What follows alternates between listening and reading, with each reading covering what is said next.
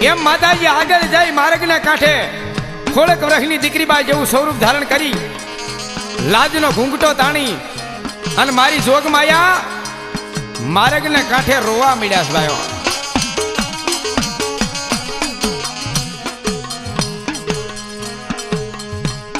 લાંબો હાથ મેરીઓ સાંભળી ગયો.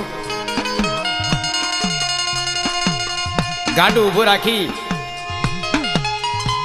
અને ગાડામાંથી હેઠા ઉતરી ધીમે ધીમે ધીમે માતાજી આગળ જઈ અને એટલું કીધું, કેમ રોવો છો?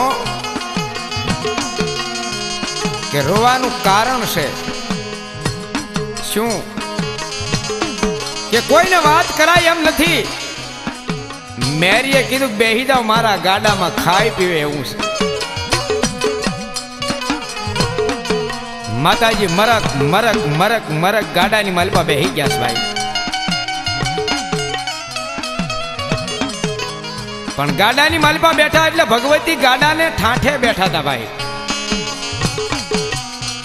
મેરીઓ હાથમાં બળદિયાની રાશ લઈ અને રથડો હાંકી મૂક્યો. પણ